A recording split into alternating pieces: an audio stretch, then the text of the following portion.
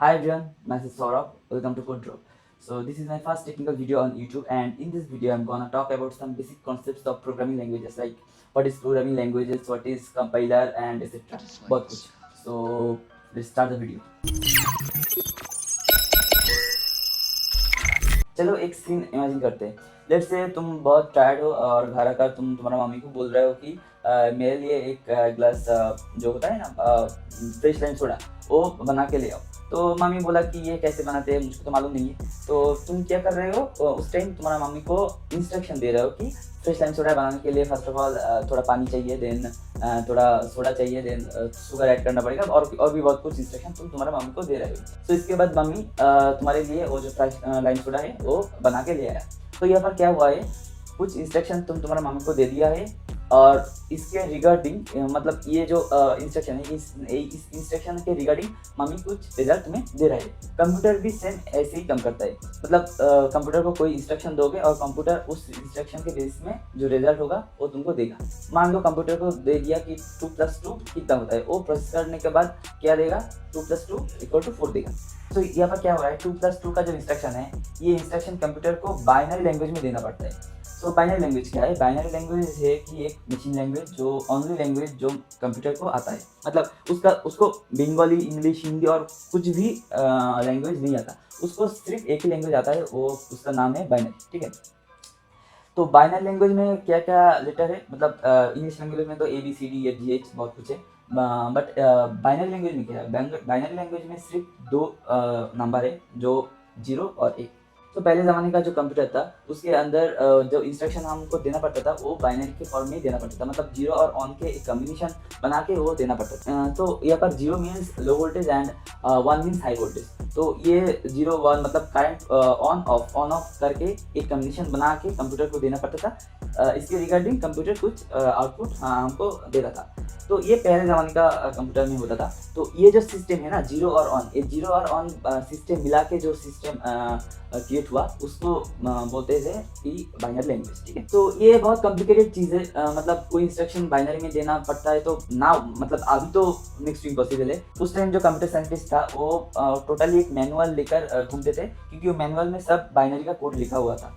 इस प्रॉब्लम का सॉल्यूशन लेकर 1949 में बेसवा एक मशीन क्रिएट किया, जिसका काम था कि जो कोड है ना, बाइनरी कोड, जो बाइनरी कोड का जो लोकेशन, मेमोरी में जो लोकेशन था वो लोकेशन याद करना. मान लो इसके 100 मेमोरी लोकेशन में एक कोड सेव हुआ है, एंड जिस कोड का मतलब एक बाइनरी कोड सेव हुआ है, जिस कोड का काम है कि 2 नंबर का मल्टीप्लाई करना. तो इसमें क्या करना पड़ता है, सिर्फ इसके 100 ही आपको याद करना पड़ता था, और बाकी सब कोड तो उसके अंदर ही है. तो जब 2 नंबर का मल्टीप्लाई करना है तो उस इसके 100 जो मेमोरी लोकेशन था वो उसको याद करो, वो आकर 2 नंबर का मल्टीप्लाई करके रिजल्ट वो खुद ही दे देगा. तो मेमोरी का लोकेशन याद करने के लिए ये जो लैंग्वेज टोटल क्रिएट हुआ था उस टाइम, तो इसको नाम दिया गया assembly language. And first assembly language create किया था IBM ने, जिसका नाम था फोर्ट्रेट. ये असेंबली लैंग्वेज का एक ड्रॉबैक था. तो ये ड्रॉबैक क्या था, मतलब मान लो इंटेल का i5 प्रोसेसर वाला एक कंप्यूटर है जिसके अंदर असेंबली लैंग्वेज चलता है. तो ये असेंबली लैंग्वेज और कोई प्रोसेसर वाला, मतलब i7 और मैक अदर्स कोई मशीन में नहीं चलता था. तो ये बहुत बड़ा एक दिक्कत था. तो इसके सॉल्यूशन लेकर आया हाई लेवल लैंग्वेज. ये high level language platform independent था. प्लेटफॉर्म इंडिपेंडेंट क्या होता है, कि प्लेटफॉर्म इंडिपेंडेंट मीन्स मान लो हाई लेवल लैंग्वेज के अंदर क्या पड़ता है, C++, जावा, पाइथन, ऐसा कुछ लैंग्वेज. तो ये लैंग्वेज तुम i7 प्रोसेसर वाला कोई कंप्यूटर में भी लिख सकते हो, कोई भी मैक में भी लिख सकते हैं, और i5 i3 में भी लिखा जाता है इसको. तो इसको बोलते हैं प्लेटफॉर्म इंडिपेंडेंट. तो ये प्लेटफॉर्म इंडिपेंडेंट था. तो ये जो प्रॉब्लम था असेंबली लैंग्वेज का सॉल्यूशन ले आया इस हाई लेवल लैंग्वेज. सो और एक क्वेश्चन है कि what is compiler.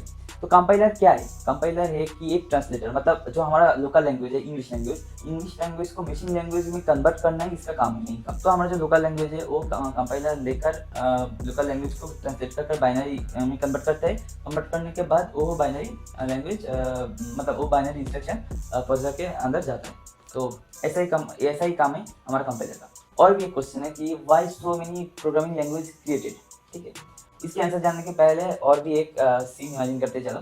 Let's see, तुम्हारे पास एक लकड़ी का टुकड़ा है, और यहाँ पर एक एप्पल है, और तुम्हारे पास दो चीज़ दिया हुआ है तुमको, एक ही कुल्हाड़ी और एक चाकू.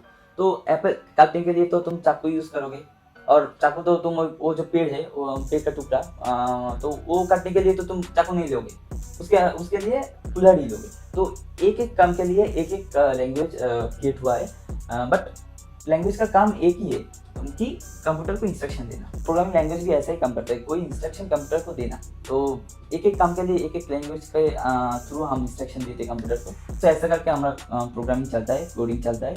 सो आज का वीडियो यहीं तक खत्म होता है। सो वीडियो इन्फॉर्मेटिव लगा तो do subscribe and hit the bell icon and do like and share. So bye.